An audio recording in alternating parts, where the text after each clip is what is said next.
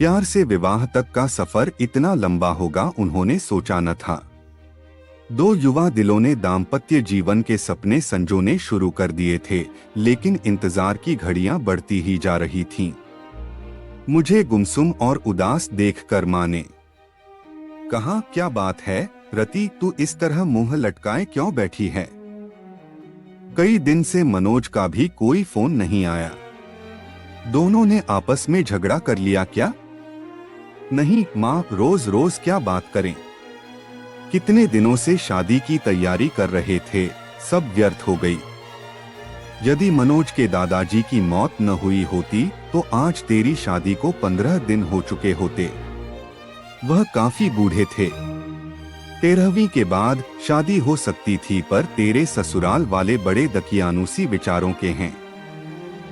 कहते हैं कि साय नहीं है। अब तो 5 से 6 महीने बाद ही शादी होगी। हमारी तो सब तैयारी व्यर्थ हो गई। शादी के कार्ड बंट चुके थे। फंक्शन हॉल को, कैटर्स को, सजावट करने वालों को और भी कई लोगों को एडवांस पेमेंट कर चुके थे। 6 महीने शादी सरकाने से अच्छा खासा नुकसान हो गया है। इसी बात से तो मनोज बहुत डिस्टर्ब है माँ, पर कुछ कह नहीं पाता। बेटा, हम भी कभी तुम्हारी उम्र के थे। तुम दोनों के एहसास को समझ सकते हैं, पर हम चाह कर भी कुछ नहीं कर सकते। मैंने तो तेरी सास से कहा भी था कि साए नहीं है, तो क्या हुआ? अच्छे काम के लिए सब दिन शुभ होते हैं, अब हमें शादी कर देनी चाहिए। मेरा इतना कहना था कि वह तो भड़क गईं और कहने लगीं, आपके लिए सब दिन शुभ होते होंगे, पर हम तो सायों में भरोसा करते हैं। हमारा इकलौता बेटा है। हम अपनी तरफ से पुरानी मान्यताओं को अनदेखा कर मन में कोई वहम पैदा नहीं करना चाहते। रति सोचने लगी कि मम्मी इससे ज्यादा क्या कर सकती हैं और मैं भी क्या करूं। मम्मी को कैसे बताऊं कि मनोज क्या चाहता है। नर्सरी से इंटर तक हम दोनों साथ साथ पढ़े थे, किंतु दोस्ती इंटर में आने के बाद ही हुई थी। इंटर के बाद मनोज इंजीनियरिंग करने चला गया और मैंने बीएससी में दाखिला ले लिया था। कॉलेज अलग होने पर भी हम दोनों छुट्टियों में कुछ समय साथ बिताते थे। बीच में फोन पर बातचीत भी कर लेते थे। कंप्यूटर पर चैट हो जाती थी। एमएससी में आते ही मम्मी पापा ने शादी के लिए लड़का तलाशने की शुरुआत कर दी। मैंने कहा भी कि मम्मी, एमएससी के बाद शादी करना, पर उनका कहना था कि तुम अपनी पढ़ाई जारी रखो, शादी कौन सी अभी हुई जा रही है, अच्छा लड़का मिलने में भी समय लगता है। शादी की चर्चा शुरू होते ही मनोज की छवि मेरी आंखों में तैर गई थी। यूं हम दोनों एक अच्छे मित्र थे, पर तब तक शादी करने के वादे हम दोनों ने एक दूसरे से नहीं किए थे। साथ मिलकर भविष्य के सपने भी नहीं देखे थे, पर मम्मी द्वारा शादी की चर्चा करने पर मनोज का ख्याल आना, क्या इसे प्यार समझूं? क्या मनोज भी यही चाहता है? कैसे जानूं उसके दिल की बात? मुलाकात में मनोज से मम्मी द्वारा शादी की पेशकश के बारे में बताया तो वह बोला, इतनी जल्दी शादी कर लोगी? अभी तो तुम्हें 2 वर्ष एमएससी करने में ही लगेंगे। फिर कुछ सोचते हुए बोला था, सीधे सीधे बताओ, क्या मुझसे शादी करोगी? पर अभी मुझे सेटल होने में कम से कम 2 से 3 वर्ष लगेंगे। प्रसन्नता की एक लहर तनमन को छू गई थी। सच कहूं मनोज, जब मम्मी ने शादी की बात की तो एकदम से मुझे तुम याद आ गए थे। क्या यही प्यार है? मैं समझता हूँ यही प्यार है। देखो, जो बात अब तक नहीं कह सका था, तुम्हारी शादी की बात उठते ही मेरे मुंह पर आ गई और मैंने तुम्हें प्रपोज कर डाला। अब जब हम दोनों एक दूसरे से चाहत का इजहार कर ही चुके हैं, तो फिर इस विषय में गंभीरता से सोचना होगा। सोचना ही नहीं होगा रति, तुम्हें अपने मम्मी पापा को इस शादी के लिए मनाना भी होगा। क्या तुम्हारे घर वाले मान जाएंगे? देखो, अभी तो मेरा इंजीनियरिंग का अंतिम साल है। मेरी कैट की कोचिंग भी चल रही है, उसकी भी परीक्षा देनी है। वैसे हो सकता है इस साल किसी अच्छी कंपनी में प्लेसमेंट मिल जाए, क्योंकि कॉलेज में बहुत सी कंपनियां आती हैं और जॉब ऑफर करती है। अच्छा ऑफर मिला तो मैं स्वीकार कर लूंगा, और जैसे ही शादी की चर्चा शुरू होगी मैं तुम्हारे बारे में बता दूंगा। प्यार का अंकुर तो हमारे बीच पनप ही चुका था, और हमारा यह प्यार अब जीवन साथी बनने के सपने भी देखने लगा था। अब इसका जिक्र अपने अपने घर में करना जरूरी हो गया था। मैंने मम्मी को मनोज के बारे में बताया तो वह बोली, वह अपनी जाति का नहीं है। यह कैसे हो सकता है? तेरे पापा तो बिल्कुल नहीं मानेंगे। क्या मनोज के माता पिता तैयार हैं? अभी तो इस बारे में उसके घर वाले कुछ नहीं जानते। फाइनल परीक्षा होने तक मनोज को किसी अच्छी कंपनी में जॉब का ऑफर मिल जाएगा, और रिजल्ट आते ही वह कंपनी ज्वाइन कर लेगा। उसके बाद ही वह अपने मम्मी पापा से बात करेगा। क्या जरूरी है कि वह मान ही जाएंगे? मम्मी, मुझे पहले आपकी इजाजत चाहिए। यह फैसला मैं अकेले कैसे ले सकती हूँ? तुम्हारे पापा से बात करनी होगी। उनसे बात करने के लिए मुझे हिम्मत जुटानी होगी। यदि पापा तैयार नहीं हुए तो तुम क्या करोगी? करना क्या है मम्मी, शादी होगी तो आपके आशीर्वाद से ही होगी, वरना नहीं होगी। इधर मेरा MSc फाइनल शुरू हुआ, उधर इंजीनियरिंग पूरी होते ही मनोज को एक बड़ी कंपनी में अच्छा स्टार्ट मिल गया था, और यह भी करीब करीब तय था कि भविष्य में कभी भी कंपनी उसे US भेज सकती है। मनोज के घर में भी शादी की चर्चा शुरू हो गई थी। मैंने मम्मी को जैसे तैसे मना लिया था, और मम्मी ने पापा को, किंतु मनोज की मम्मी इस विवाह के लिए बिल्कुल तैयार नहीं थी। इस फैसले से मनोज के घर में तूफान उठ खड़ा हुआ था।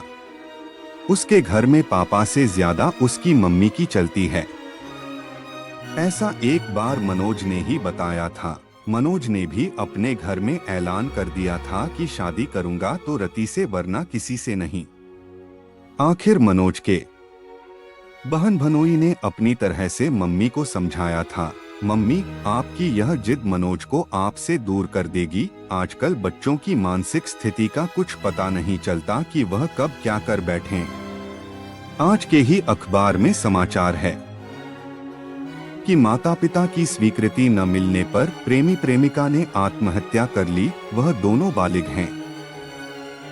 मनोज अच्छा कमा रहा है।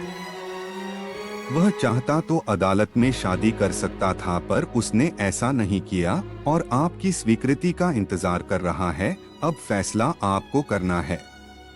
मनोज के पिता ने कहा था, बेटा, मुझे तो मनोज की इस शादी से कोई एतराज नहीं है। लड़की पढ़ी लिखी है, सुंदर है, अच्छे परिवार की है, और सबसे बड़ी बात मनोज को पसंद है।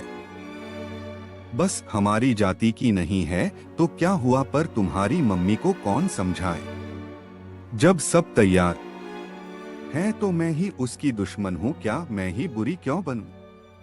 मैं भी तैयार हूँ। मम्मी का इरादा फिर बदले, इससे पहले ही मंगनी की रस्म पूरी कर दी गई थी। तय हुआ था कि मेरी MSc पूरी होते ही शादी हो जाएगी। मंगनी हुए 1 साल हो चुका था। शादी की तारीख भी तय हो चुकी थी। मनोज के बाबा की मौत न हुई होती तो हम दोनों अब तक हनीमून मनाकर कुल्लू मनाली शिमला से लौट चुके होते, और 3 महीने बाद मैं भी मनोज के साथ अमेरिका चली जाती।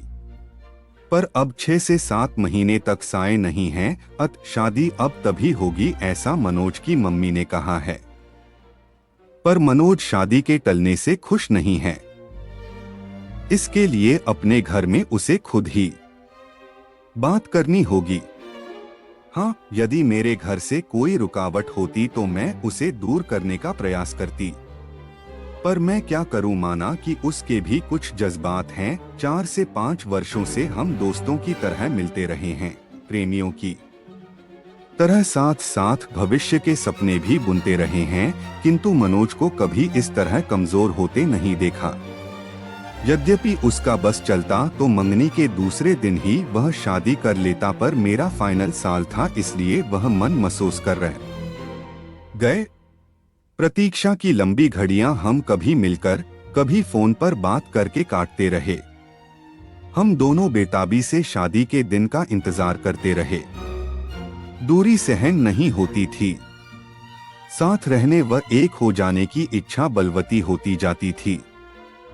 जैसे जैसे समय बीत रहा था, सपनों के रंगीन समुंदर में गोते लगाते दिन मंजिल की तरफ बढ़ते जा रहे थे।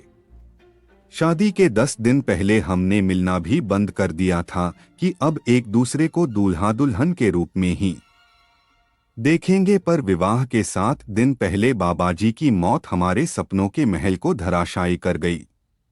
बाबाजी की मौत का समाचार मुझे मनोज ने ही दिया था और कहा था बाबाजी को भी अभी ही जाना था। हमारे बीच फिर अंधी मरुस्थल का विस्तार है।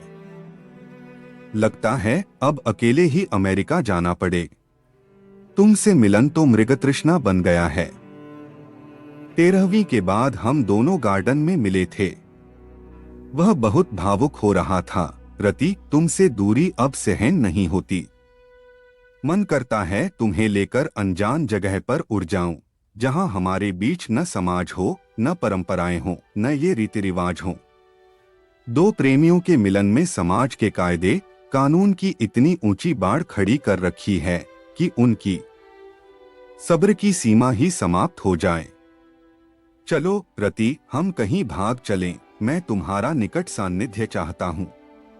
इतना बड़ा शहर है, चलो किसी होटल में कुछ घंटे साथ बिताते हैं। जो हाल मनोज का था वही मेरा भी था। एक मन कहता था कि अपनी खींची लक्ष्मण रेखा को अब मिटा दें, किंतु दूसरा मन संस्कारों की पिन चुभो देता कि बिना विवाह यह सब ठीक नहीं। वैसे भी एक बार मनोज की इच्छा पूरी कर दी तो यह चाह फिर बार बार सिर उठाएगी नहीं। यह ठीक नहीं। क्या ठीक नहीं रति? क्या तुमको मुझ पर विश्वास नहीं? पति पत्नी तो हमें बनना ही है। मेरा मन आज जिद पर आया है। मैं भटक सकता हूँ। रति, मुझे संभाल लो। गार्डन के एकांत झुटपुटे में उसने बाहों में भरकर बेतहाशा चूमना शुरू कर दिया था। मैंने भी आज उसे यह छूट दे दी थी ताकि उसका आवेग कुछ शांत हो, किंतु मनोज की गहरी गहरी सांसें और अधिक समा जाने की चाह मुझे भी बहकाए। उससे पूर्व ही मैं उठ खड़ी हुई। अपने को संभालो मनोज, यह भी कोई जगह है बहकने की? मैं भी कोई पत्थर नहीं, इंसान हूँ। कुछ दिन अपने को और संभालो। इतने दिन से अपने को संभाल ही तो रहा हूँ। जो तुम चाह रहे हो वह हमारी समस्या का समाधान तो नहीं है। स्थायी समाधान के लिए अब हाथ पैर मारने होंगे। चलो, बहुत जोर से भूख लगी है। एक गर्मागर्म कॉफी के साथ कुछ खिला दो, फिर इस बारे में कुछ मिलकर सोचते हैं। रेस्टोरेंट में बैरे को ऑर्डर देने के बाद मैंने ही बात शुरू की। मनोज, तुम्हें अब एक ही काम करना है। किसी तरह अपने माता पिता को जल्दी शादी के लिए तैयार करना है, जो बहुत मुश्किल नहीं। आखिर वे हमारे शुभचिंतक हैं। तुमने उनसे एक बार भी कहा कि शादी इतने दिन के लिए न टालकर अभी कर दें? नहीं, यह तो नहीं कहा। तो अब कह दो। कुछ पुराना छोड़ने और नए को अपनाने में हरेक को कुछ हिचक होती है। अपनी इंटरकास्ट मैरिज के लिए आखिर वह तैयार हो गए। न तुम देखना, बिना सायों के शादी करने को भी वह जरूर मान जाएंगे। मनोज के चेहरे पर खुशी की एक लहर दौड़ गई थी। तुम ठीक कह रही हो रति, यह बात मेरे ध्यान में क्यों नहीं आई? खाने के बाद तुम्हें घर पर छोड़ देता हूँ। कोर्ट मैरिज की डेट भी तो पास आ गई है, उसे भी आगे नहीं बढ़ाने दूंगा। ठीक है, अब मैरिज वाले दिन कोर्ट में ही मिलेंगे। मेरे आज के व्यवहार से डर गई क्या? इस बीच फोन करने की इजाजत तो है या वह भी नहीं है? चलो फोन करने की इजाजत दे देते हैं। रजिस्ट्रार के ऑफिस में मैरिज की फॉर्मेलिटी पूरी होने के बाद हम दोनों अपने परिवार के साथ बाहर आए तो मनोज के जीजाजी ने कहा, मनोज, अब तुम दोनों की शादी पर कानून की मुहर लग गई है। रति अब तुम्हारी हुई। ए जमाई बाबू, ये इंडिया है, वह तो वीजा के लिए यह सब करना पड़ा है, वरना इसे हम शादी नहीं मानते।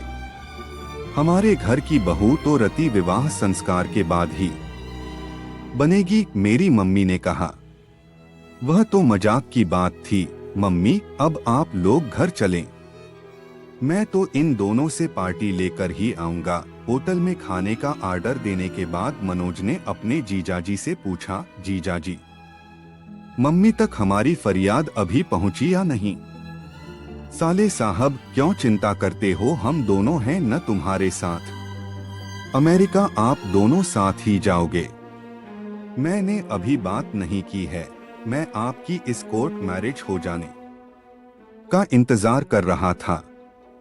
आगे मम्मी को मनाने की जिम्मेदारी आपकी बहन ने ली है। इससे भी बात नहीं बनी तो फिर मैं कमान संभालूंगा। हाँ भैया, मैं मम्मी को समझाने की पूरी कोशिश करूंगी। हाँ, तू कोशिश कर। ले न माने तो मेरा नाम लेकर कह देना, आप अब शादी करो या न करो, भैया भाभी को साथ लेकर ही जाएंगे। वाह भैया, आज तुम सचमुच बड़े हो गए हो। आफ्टर ऑल अब मैं एक पत्नी का पति हो गया हूँ। ओके भैया, अब हम लोग चलेंगे। आप लोगों का क्या प्रोग्राम है? कुछ देर घूम घाम कर पहले रति को उसके घर छोड़ूंगा, फिर अपने घर जाऊंगा। मेरे गले में बाहें डालते हुए मनोज ने शरारत से देखा। हाँ रति, अब क्या कहती हो? तुम्हारे संस्कार मुझे पति मानने को तैयार हैं या नहीं? आंखें नचाते हुए मैं चहकी, अब तुम 90% मेरे पति हो, यानी 10% की अब भी कमी रह गई है। अभी और इंतजार करना पड़ेगा। उस दिन का मुझे अफसोस है मनोज, पर अब मैं तुम्हारी हूँ।